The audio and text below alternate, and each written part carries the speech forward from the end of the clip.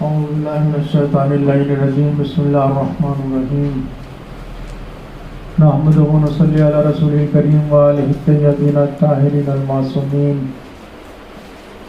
أما بعد فقد قال الله الحكيم في القرآن الكريم يا أيها الذين آمنوا كتب عليكم الصيام كما كتب على الذين من قبلكم لعلكم تتقون صلوات بھیجے پر محمد اللهم صل على محمد وآل محمد.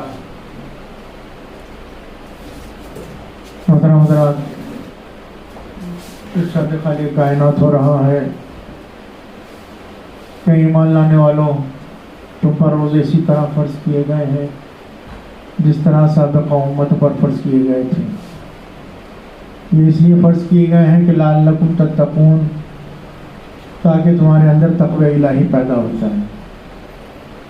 یقیناً لائق مبارکباد ہیں وہ افراد کہ جو اس عظیم مہینے میں شب و روز سعادت الہی حاصل کر رہے ہیں. اس لیے کہ یہ مہینہ اللہ کا مہینہ ہے کہ جس میں سانس لینا بھی عبادت اور آرام کرنا بھی عبادت کا ثواب رکھتا ہے.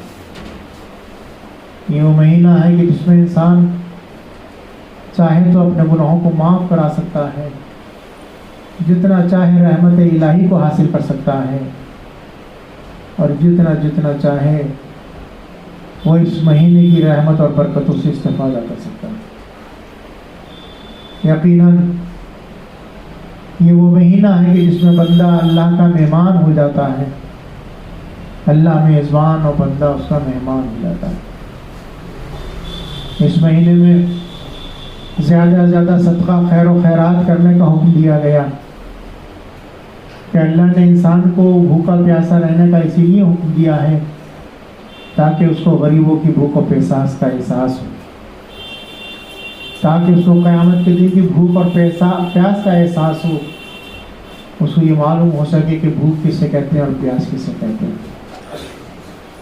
اس مہینے میں قرآن کی تلاوت، اگر ایک آیت کی تلاوت کرتا ہے انسان تو پورے قرآن کا ثواب اس کو عطا کیا جاتا ہے. اس لیے کہ اس مہینے کو بہار قرآن کا مہینہ کہا جاتا ہے.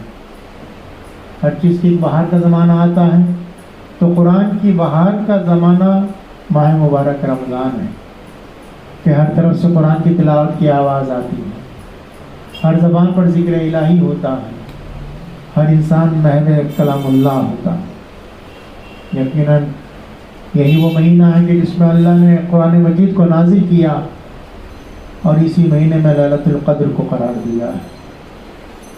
کتنی عظمتیں اس مہینے میں ہیں جس کا ذکر نہیں کیا جا سکتا. اور اسی کے ساتھ ساتھ اس مہینے میں کچھ مناسبتیں ہیں. مثلاً امام حسن کی ولادت کی تاریخ،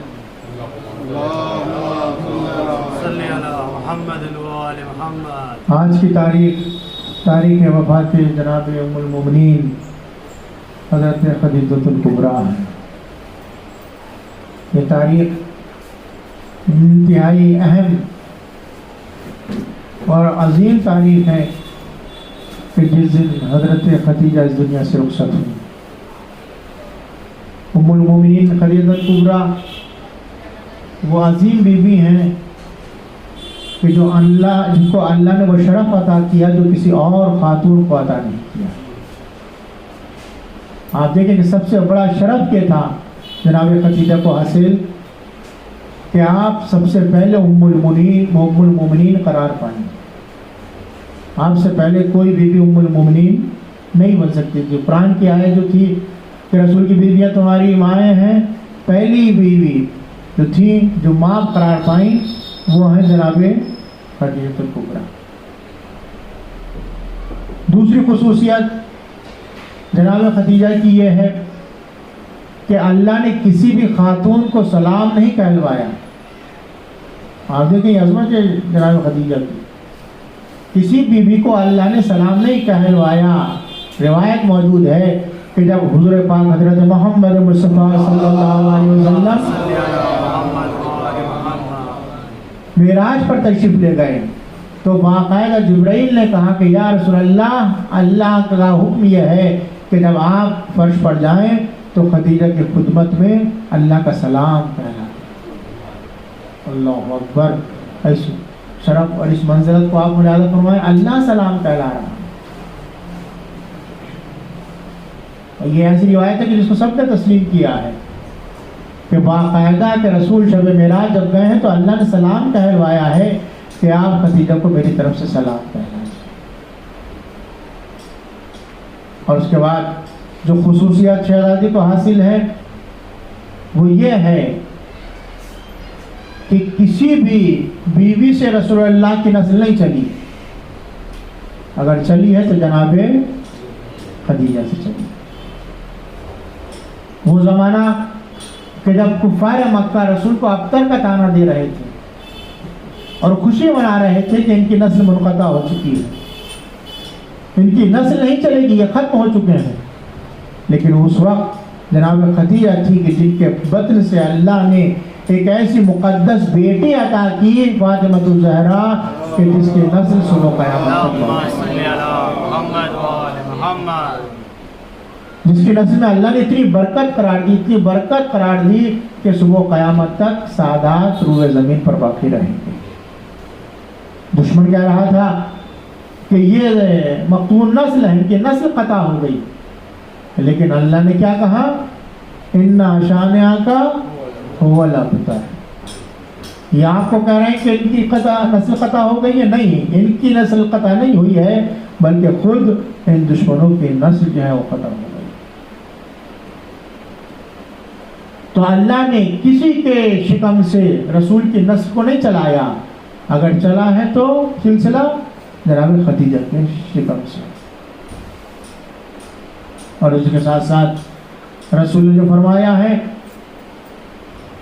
کہ اللہ خاص طور سے جبرائیل نازل ہوئے اور آنے کے بعد کہا کہ یا رسول اللہ خدیجہ سے کہہ دیجئے کہ اللہ نے قیامت کے دن جنت میں ان کے لیے خصوصی موتیوں کا محل قرار دیا، موتیوں کا محل خاص طور سے جناب خدیجہ کے لیے۔ اور یہ سب کیوں نہ ہو؟ اس لیے کہ خدیجہ کی کیا کم قربانیاں ہیں اسلام کے خاطر، کیا کم زحمتیں ہیں اسلام کے خاطر؟ بغیر کچھ خرچ کیے ہوئے غنی بن جانا اور بات ہے، لیکن سب کچھ اسلام پر قربان کرنے والی بیوی کا نام خدیجہ الکبریٰ۔ کتنا مال قربان کر دیا، ساری دولت اسلام پر قربان کر دی۔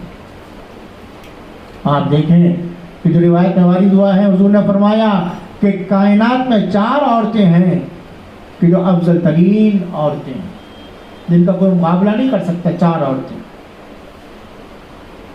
فرماتے ہیں کہ مریم بنت عمران، مریم افضل ترین خاتون، دوسرے جناب آسیہ، اور تیسرے فاطمہ بنت محمد، اور چوتھے خدیجہ بنت خویلد۔ یہ 4 عورتیں ایسی ہیں روئے زمین پر کہ ان کا مقابلہ کوئی نہیں کر سکتا، سب سے افضل ترین خواتین۔ اب آپ غور کریں کہ لوگ زبردستی کی بحث کرتے ہیں کہ فلاں بھی بہت محترم، فلاں بھی محترم، فلاں بھی افضل، لیکن حضور کی یہ روایت تمام علماء شیعہ و سنی سب نے نقل کیا ہے کہ 4 بیویاں ایسی ہیں کہ جو روئے زمین میں سب سے افضل و اعلیٰ ہیں، جن کا کوئی مقابلہ نہیں کر سکتا۔ اور جناب خدیجہ سے رسول کتنی محبت کرتے تھے اور ان کا احسان کتنا مانتے تھے۔ آپ دیکھیں کہ جناب خدیجہ کی خدمات کیا ہیں۔ جناب خدیجہ کوئی معمولی بیوی نہیں تھی، بلکہ ملکۃ العرب تھی، عرب کی ملکہ تھی، اور ساری دولت کاہے پر قربان کی؟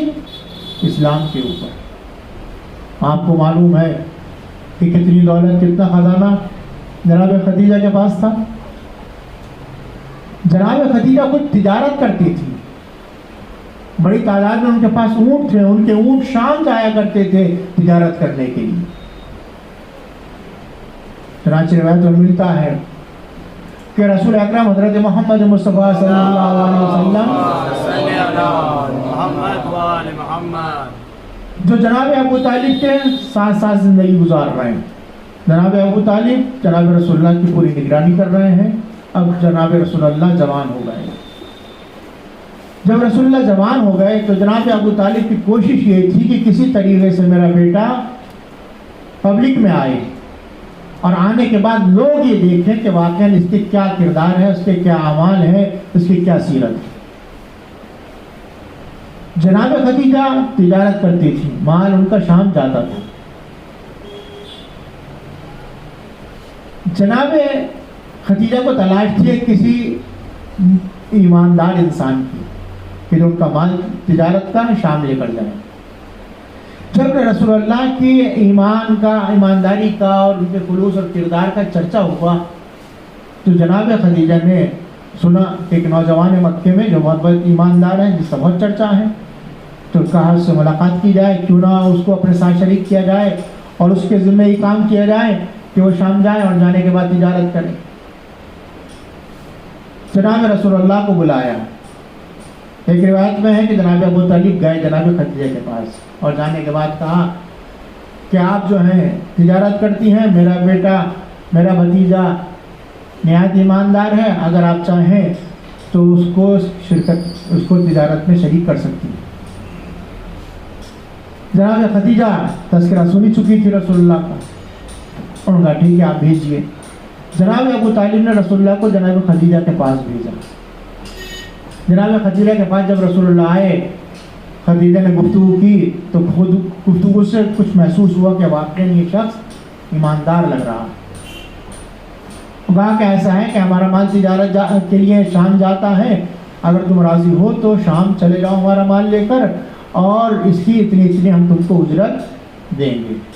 اس کی اجرت بھی جناب خدیجہ نے طے کر لی کہ اتنا اجرت ہم کو دینا ہے تمہیں. رسول اللہ راضی ہو گئے.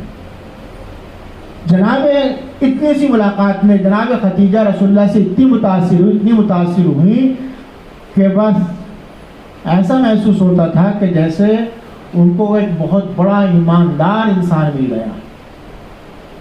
اور خاص طور سے ان کے سفر کی تیاریاں انہوں نے شروع کی. کہا کہ آپ کے لیے الگ اونٹ سجایا جائے گا. میسرہ کو بلایا جو غلام سے جناب خدیجہ کا. اس سے کہا کہ علیحدہ ایک اونٹ تیار کرو, سجاؤ, آراستہ کرو, اور تمہیں ساتھ ساتھ جانا ہے اور پورے راستے تمہیں ان کی خدمت کرنی ہے اور پوری طریقے سے ان کی ہر بات کا خیال رکھنا ہے, اور جو بھی واقعہ رونما ہو راستے میں اسے تمہیں یاد رکھنا ہے اور وہ واقع کر مجھے تمہیں بیان کرنا ہے. چنانچہ میسرہ نے سفر کی تیاریاں شروع کی. ایک اونٹ کو سجایا گیا, باقاعدہ بہت زیادہ اچھے قیمتی پردے لگائے گئے, محفل سجائی گئی اور بہت ہی اہتمام کے ساتھ رسول اللہ کا سفر شروع ہو رہا ہے. میسرہ کو ساتھ بھیجا کہ میسرہ سے کہا کہ تمہیں ہر چیز کی خبر دینا کیا کیا ہوتا ہے راستے میں. خیر قافلے اونٹ سامان اونٹوں پر لادا گیا, قافلہ چلنے لگا. میسرہ جناب رسول اللہ کے ساتھ ساتھ. چنانچہ قافلہ چل رہا ہے. میسرہ تمام چیزیں دیکھ رہا ہے کہ ایک بادل کا ٹکڑا ہے کہ جن کے اوپر سایہ کیے ہوئے چل رہا ہے, اور دو طاقتیں ہیں, دو فرشتے ہیں کہ جن کے دانے بانے ان کی حفاظت کر رہی ہیں. ایک جگہ قافلہ رکا تو جدھر سے یہ گزر رہے تھے تو درخت جھک جھک کر سلام کر رہے تھے. پتھر کچھ کلام کر رہے تھے, کچھ اپنی زبان میں کچھ کہہ رہے تھے جس کو وہ سمجھ نہیں پا رہا تھا, حالانکہ وہ کلمہ پڑھ رہے تھے. یہ تمام چیزیں میسرہ دیکھ رہا تھا. قافلے میں دو اونٹ تھے, لمبا سفر تھا, دو اونٹ کمزوری کی بنا پر گر گئے. میسرہ پریشان کی ہے, سامان کیسے جائے گا, اونٹ گر گئے ہیں, سفر لمبا ہے. میسرہ نے آ کر رسول اللہ سے تذکرہ کیا کہ ہمارے دو اونٹ گر گئے ہیں, وہ آگے نہیں بڑھ رہے ہیں. تو رسول اللہ تشریف لائے اور لانے کے بعد اس کی ٹانگ پر اپنا ہاتھ پھیرا. بس جیسے ہی ٹانگ پر ہاتھ پھیرا وہ دونوں اونٹ اٹھ گئے. اور میسرہ کہتا ہے کہ وہ اونٹ سب سے آگے آگے چل رہے تھے اور جلد سے جلد منزل مقصود تک پہنچے ہیں. صلوات بھیجو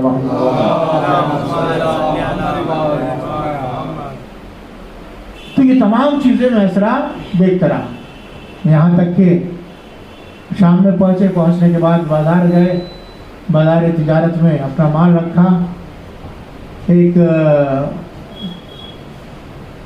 بت پرست آیا، اس سے معاملہ ہونے لگا، بہت ہونے لگے، تو اس نے اپنے بتوں کی قسم کھا کر معاملہ کرنا چاہا. تو رسول اللہ نے منع کر دیا کہ میں بتوں کو مانتا نہیں ہوں، لہذا میں بتوں کا معاملہ نہیں کروں گا. اس نے بہت اصرار کیا، لیکن جناب رسول اللہ نے منع کر دیا کہ میں بتوں کو مانتا نہیں ہوں، لہذا ان کو درمیان میں معاملے کے نہ لایا جائے. وہ نہیں مانا تو رسول اللہ نے اس سے معاملہ ہی نہیں کیا. میسرہ بہت حیران کہ آخر یہ کیسا انسان ہے. یہاں تک کہ وہاں پر درخت تھا جو سوکھا تھا مدتوں سے. رسول اللہ اس کے پاس پہنچے، جیسے ہی پہنچے ایک مرتبہ وہ سبز و شاداب ہو گئے، ہرے بھرے پتے اس میں آ گئے. یہ منظر جو دیکھا تو ایک راہب وہاں رہتا تھا، اس نے بہت غور سے دیکھا اور تعجب کیا کہ یہ درخت تو مدتوں سے سوکھا تھا، یہ کون شخص ہے، یہ کیسے ہرا بھرا ہو گیا. وہ اپنے کلیسوں سے باہر نکل کے آیا اور آنے کے بعد اس کے ہاتھ میں کتاب تھی. وہ ان کو دیکھتا جاتا تھا اور کتاب پڑھتا جاتا تھا، ان کو دیکھتا جاتا تھا، کتاب پڑھتا جاتا تھا. میسرہ نے اس سے پوچھا کہ بھئی بات کیا ہے، تم آپ اس کو اتنا غور سے کیوں دیکھ رہے ہو؟ کہ نہیں، جو میں جانتا ہوں وہ تم نہیں جانتے. تو بات کیا ہے؟ کہا تم کون ہو؟ کہا کہ میں غلام ہوں، میں ان کے ساتھ ہوں. تو بات کیا ہے؟ کہا کہ تم کو نہیں معلوم یہ شخص کوئی معمولی شخص نہیں ہے، یہ جو اس کے صفات جو کتاب میں لکھے ہوئے ہیں، ہماری قدیم کتاب میں لکھے ہوئے ہیں، وہ تمام صفات اور کمالات اس کے اندر پائے جا رہے ہیں. اور ہو رہا ہو یہ اپنے وقت کا نبی ہے، یہ اللہ کا خاص بندہ. میسرہ نے کہا اچھا، خاموش ہو گیا. کہ تجارت ہوئی، تجارت کرنے کے بعد رسول اللہ واپس آئے. جب یہ قافلہ واپس آیا ہے تو جناب خدیجہ اپنے گھر کی چھت کے اوپر بیٹھی ہوئی تھی. انہوں نے دور سے دیکھا کہ قافلہ چلا آ رہا ہے اور قافلے کے اوپر ایک بادل ہے کہ جو سایہ کی ہوئی ہے، اور دو فرشتے ہیں کہ جو ان کی حفاظت کر رہے ہیں اور دونوں طرف وہ چل رہے ہیں.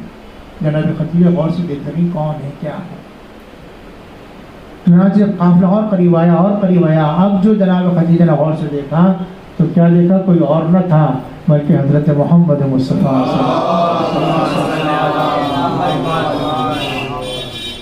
حضور تشریف لا رہے ہیں. بس جیسے ہی اس نے حضور کو دیکھا، فوراً جناب خدیجہ کوٹھے سے نیچے آئیں. آنے کے بعد جناب رسول اللہ کا استقبال کیا. تمام کنیزوں سے کہا کہ تم کھڑی ہو جاؤ اور رسول آ رہے ہیں، ان کا استقبال کرنا. چنانچہ بہت ہی اعلیٰ پیمانے پر رسول کا استقبال کیا. رسول آئے اور رسول نے آنے کے بعد حساب و کتاب شروع کیا. اس وقت جناب خدیجہ نے کہا کہ میں حساب و کتاب بعد میں کروں گی، پہلے میسرے سے کہا کہ تم مجھ سے الگ میں آ کر بھی لو. میسرے کو جناب خدیجہ نے صرف اس لیے بھیجا تھا تاکہ وہ رسول کی ہر ایکٹیویٹی پر نگاہ رکھے اور دیکھے یہ ان کا کردار، ان کی سیرت، ان کا طریقہ کار، ان کا اخلاق سفر میں کیسا تھا. چنانچہ میسرہ کو الگ بلا کر پوچھا کہ تم نے راستے میں کیا کیا دیکھا. مجھے سننا تھا. اب جو میسرہ نے رسول اللہ کے فضائل بیان کرنا شروع کیے.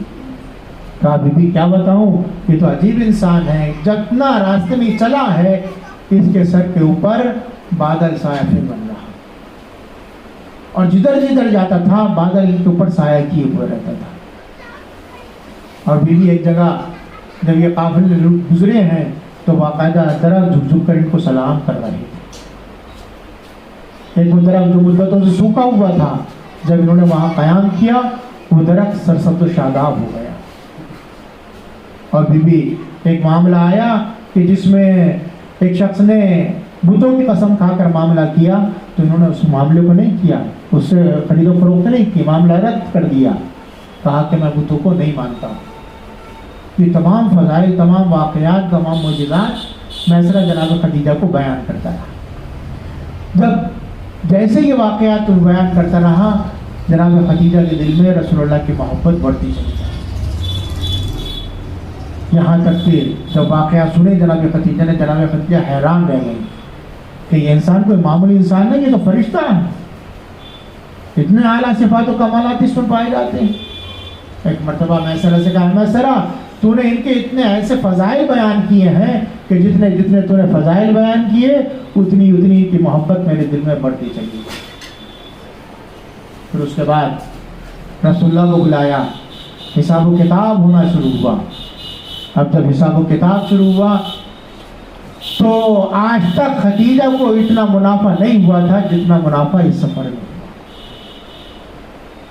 خدیجہ حیران کہ میں سالوں سے تجارت کر رہی ہوں، کبھی اتنا منافع نہیں ہوا مجھے، یہ اسی سفر میں اتنا منافع کیوں ہوا؟ جناب خدیجہ اس نتیجے پر پہنچی کہ یہ منافع جو ہوا ہے ہم کو، وہ اسی شخص کی ذات کی وجہ سے، اس کی ایمانداری کی وجہ سے ہوا۔ خدیجہ بہت خوش کہ ہمیں اتنا فائدہ ہوا۔ جب فائدہ زیادہ ہوا اور رسول اللہ کو اجرت دینے کی بات آئی تو جناب خدیجہ نے کہا کہ بھائی آپ سے ہمارا یہ معاملہ طے ہوا تو ہم اتنے پیسے دیں گے اجرت کے آپ کو، لیکن چونکہ ہمیں فائدہ زیادہ ہوا ہے، میں یہ چاہتی ہوں کہ آپ کو فائدہ بھی زیادہ دوں، آپ کو زیادہ نفع دوں۔ یہ سنا تھا رسول اللہ نے فرمایا نہیں، جو وعدہ کیا تھا ہم اسی کے مطابق لیں گے، اس سے زیادہ مال نہیں لیں گے۔ صلوات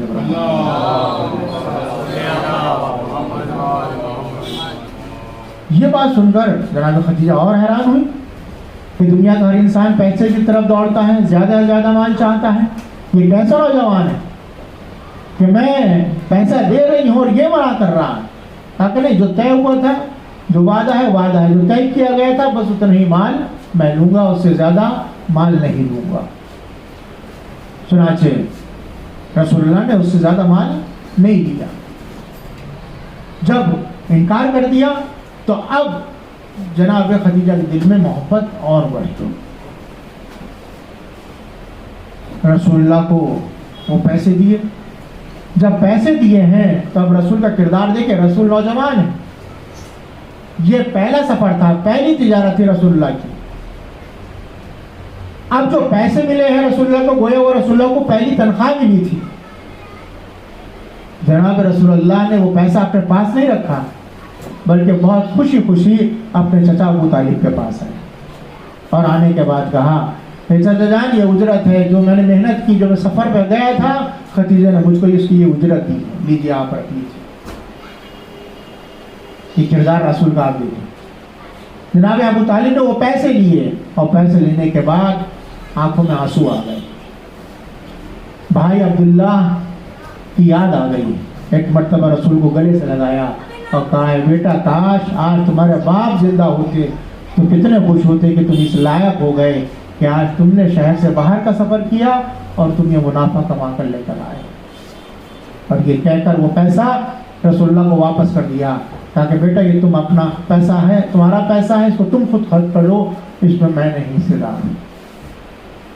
اب آپ دیکھیں یہ کردار رسول اللہ کا، یہ پیغام ہے صبح قیامت تک کے لیے، نوجوانوں کے لیے، کہ دیکھو اگر تمہیں کوئی پیسہ ملے، اگر تمہیں تنخواہ ملے تو اس کو خود اپنی جیب میں نہ رکھ لینا، بلکہ اپنے بڑوں کی خدمت میں رکھ لینا، دینا، اس لیے کہ ان کا دل بھی بڑھے گا اور تم ان کی دعاؤں کی بھی مستحق قرار پا جاؤ۔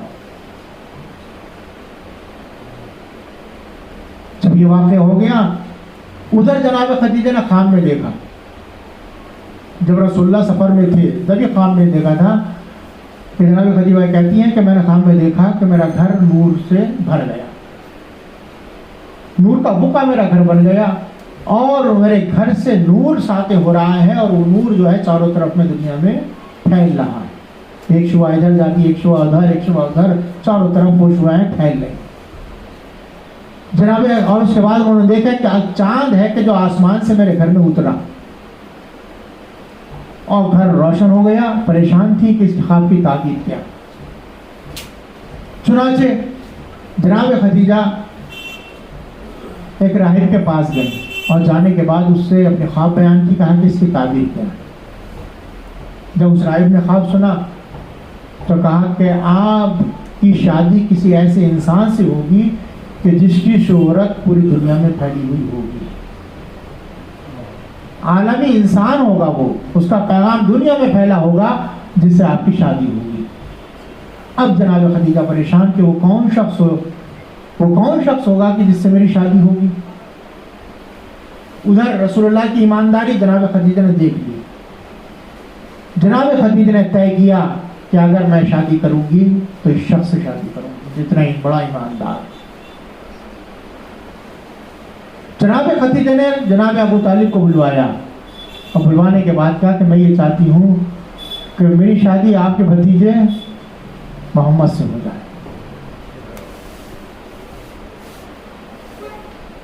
جناب ابو طالب نے سنا تو جناب ابو طالب نے کہا کہ ٹھیک ہے، میں اپنے بھتیجے سے پہلے رائے لے لوں۔ جناب ابو طالب واپس آئے اور آنے کے بعد رسول اللہ سے پوچھا کہ بتاؤ تمہاری کیا رائے ہے، تمہاری شادی خدیجہ سے کر دی جائے؟ رسول مسکرائے اور مسکرانے کے بعد فرمایا جیسی آپ کی مرضی ہو۔ اب آپ دیکھیں یہ سب کام رسول چاہتے خود کر سکتے تھے، رسول تھے، جانکار تھے، ساری معلومات تھی، لیکن باقاعدہ اس بات پر رسول اللہ نے بھی فیصلہ نہیں کیا، بلکہ ابو طالب پہ ذمہ کیا کہ ابو طالب جو فیصلہ کریں گے وہ میں قبول کروں گا۔ اور اس کے بعد یہ شادی طے ہوئی ہے، رشتہ طے ہو گیا۔ جناب رسول اللہ صلی اللہ علیہ وآلہ وسلم اور جناب خدیجہ کے درمیان یہاں تک کہ تاریخ طے ہو گئی، شادی ہونے لگی، اور شادی جو کتنے اہتمام کے ساتھ شادی ہوئی ہے رسول اللہ کی، اس لیے خود پوری روایتیں موجود ہیں کہ کس طریقے سے کتنی شان و شوکت کے ساتھ جناب خدیجہ نے شادی کی۔ جب رسول اللہ بارات لے کر پہنچے ہیں، جناب ابو طالب، پورا خاندان کے تمام بزرگ موجود تھے، سب لوگ موجود تھے، سب لوگ شاہانہ انداز سے گئے ہیں بارات لے کر جناب خدیجہ کے گھر۔ تو جناب خدیجہ کا جو استقبال ہوا ہے بارات کا، تو کنیزیں دو روح کھڑی ہوئی تھی اور سب کے اوپر سونے کے سکے برسائے جا رہے تھے، اتنی دولت تھی جناب خدیجہ کے پاس۔ دونوں طرفوں سے سکے برسائے جا رہے تھے براتیوں پر، رسول اللہ پر، رسول اللہ کے خاندان کے افراد پر،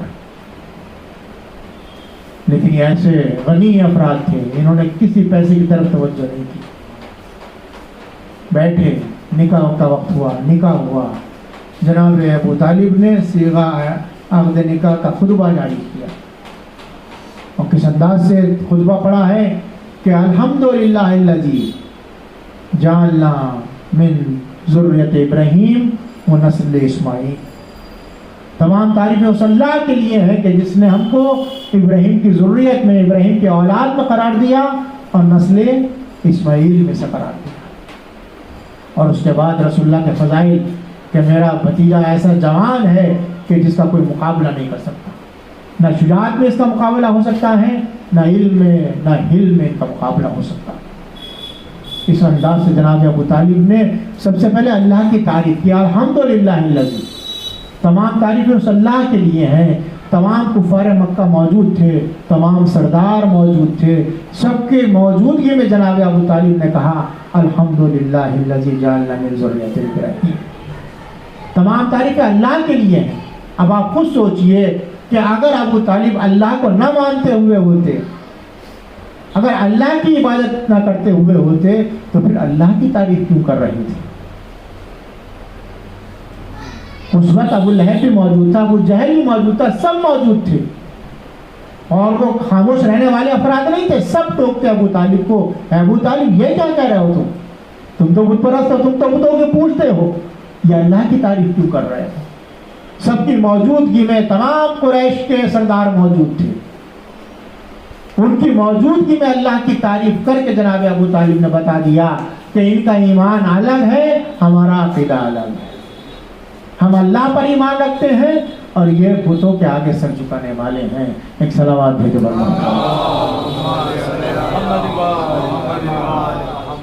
تو اتنا مال، اتنا دولت لے کر جناب خدیجہ رسول اللہ کے گھر، چنانچہ علامہ فخر الدین رازی نے تفسیر کبیر میں لکھا وَوَجَدَكَ عَائِلًا فَأَغْنَا، اے میرے حبیب جب ہم نے آپ کو تنگ دست پایا تو ہم نے آپ کو غنی کیا۔ اس آیت کی تفسیر میں کہ اللہ نے جناب رسول اللہ کو کیسے غنی کیا، وہ لکھتے ہیں کہ رسول اللہ کے پاس کوئی دولت نہیں تھی، یہ خدیجہ الکبریٰ کی دولت تھی کہ جس کو اللہ کہہ رہا ہے کہ ہم نے آپ کو غنی کیا۔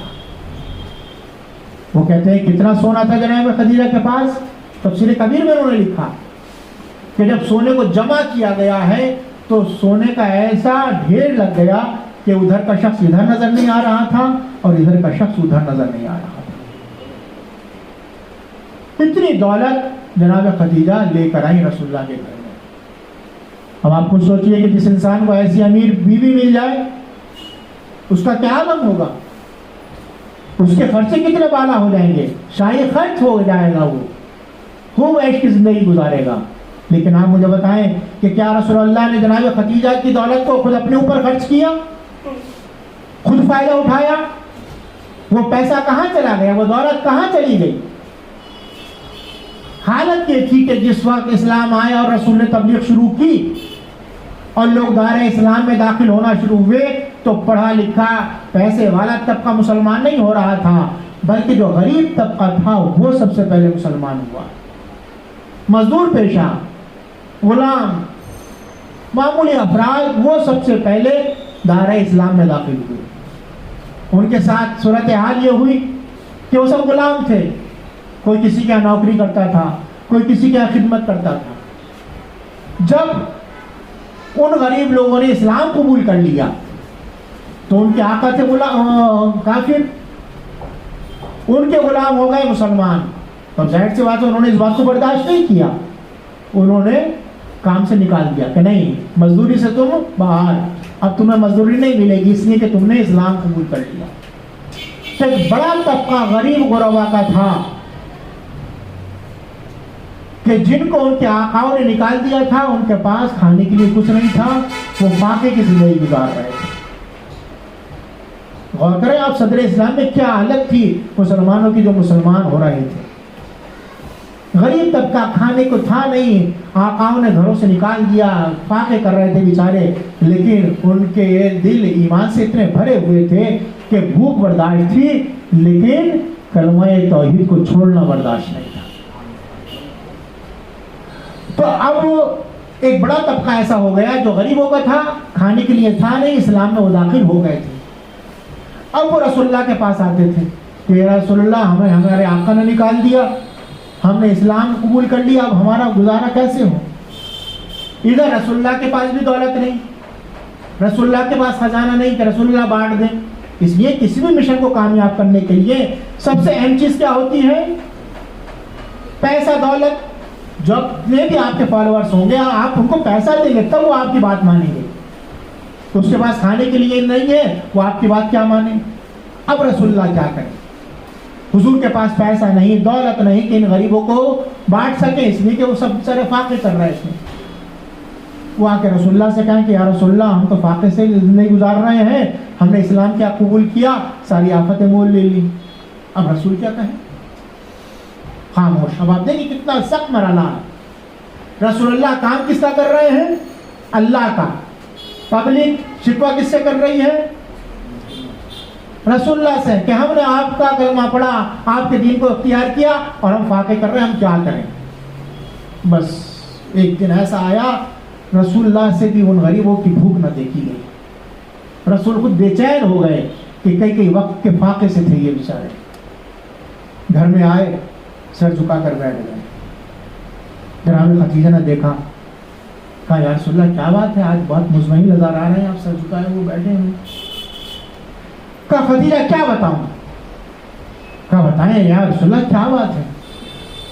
کہا خدیجہ وہ افراد کے جو مسلمان ہوئے ہیں، دار اسلام میں آئے، وہ سب مصیبت میں گرفتار ہیں، ان کے آقاؤں نے ان کو کام سے نکال دیا، وہ بھوک کا شکار ہیں، کئی وقت کے فاقے سے ہیں، میرے پاس پیسہ نہیں، میرے پاس دولت نہیں کہ میں ان کو دے سکوں۔ بس یہ سننا تھا، فوراً جناب خدیجہ دوڑی حجرے میں گئیں اور جانے کے بعد جو خزانوں کی کنجیاں تھیں وہ لائیں اور لا کر رسول اللہ کے قدموں میں ڈالیں. کہا آپ کیوں فکر کر رہے ہیں؟ یہ خزانہ آپ کا خزانہ ہے، یہ مال آپ کا کمال ہے، اس سے میرا کوئی تعلق نہیں. تمام خزانے کی کنجیاں رسول کے قدموں میں ڈال دی کہ یہ آپ کا مال ہے. بس دنیاوی انسان ہوتا تو وہ اپنے لیے فائدہ دیکھ کر خوش ہوتا، لیکن یہ اللہ کے رسول تھے. فوراً دن جس چہرے پر اضمحلال تھا اس چہرے پر خوشیوں کے اظہار ہو گئے. اللہ کا شکر ادا کیا اور اس کے بعد وہ دولت غریبوں میں تقسیم کرنا شروع کر دیا. سارا مال رسول اللہ نے غریبوں میں تقسیم کر دیا. اب یہ نوبت آ گئی کہ رسول اللہ کے گھر میں فاقے ہو رہے ہیں. وہ بی بی کے جس کا مال تقسیم کیا گیا ہے وہ بی بی بھی فاقے کر رہی ہے. وہ بی بی فاقے کر رہی ہے، لیکن اس کی زبان پر ایک شکوہ گلا نہیں آیا کہ یا رسول اللہ اتنا مال میں نے دیا تھا، وہ مال کیا ہوا؟ آج ہمارے معاشرے میں ایسا ہو جائے؟ کیا ہو سکتا ہے ہمارے معاشرے میں، سوسائٹی میں ایسا؟ اگر شوہر کو مال دو پھر وہی بیوی جو ہے مصیبتوں کی گرفتار ہو جائے تو چاہے کتنی بڑی سابرہ کیوں نہ ہو زبان کا شکوہ ضرور آئے گا. لیکن ہمارے اللہ کو سلام ہو جناب خدیجہ الکبریٰ پر کہ کوئی شکوہ نہیں، کوئی شکایت نہیں، بلکہ خوش ہو رہی ہیں، فاقے کر رہی ہیں اور خوش ہو رہی ہیں. جتنا جتنا اسلام پھیل رہا تھا جناب خدیجہ خوش ہو رہی تھی. بس اسی خلوص کو دیکھ کر اللہ نے کہا کہ ہم نے آپ کو تنگدست پایا تو ہم نے آپ کو غنی بنا دیا. مال خدیجہ کا تھا لیکن اللہ نے اپنا مال کہا. یاد رکھیے اللہ کسی غیر کے مال کو اپنا مال نہیں کہتا، اللہ کسی نجس مال کو اپنا مال نہیں کہتا، اللہ کسی غصبی چھینے ہوئے مال کو اپنا مال نہیں کہے گا. اللہ جس مال کو اپنا مال کہے گا اس کا مطلب یہ ہے کہ مال طیب و طاہر ہے، مال پاک و پاکیزہ ہے. عزیزان محترم، اسلام آنے کے بعد مال کا پاک و پاکیزہ بنانا اور بات ہے. احکام شریعت آنے کے بعد اپنے مال کو طیب و طاہر بنانا اور بات ہے. لیکن احکام اسلامی آنے سے پہلے اپنے مال کو پاک و پاکیزہ بنانا یہ جناب خدیجہ کا کردار تھا. پاک و پاکیزہ بنانے کا کیا مطلب ہے؟ یعنی خیر و خیرات کرنا، زکوٰۃ دینا، غریبوں کی مدد کرنا، یہ جناب خدیجہ پہلے ہی سے کر رہی تھی. بس جس کے مال سے یہ اسلام پھیلا، جب وہ بی بی اس دنیا سے رخصت ہوئی ہے تو رسول اللہ کو کتنا صدمہ ہوا تھا، کتنا صدمہ ہوا تھا. اس لیے کہ ایک ہی سال میں جناب ابو طالب کی بھی وفات ہوئی اور اسی سال میں جناب خدیجہ کی بھی وفات ہوئی.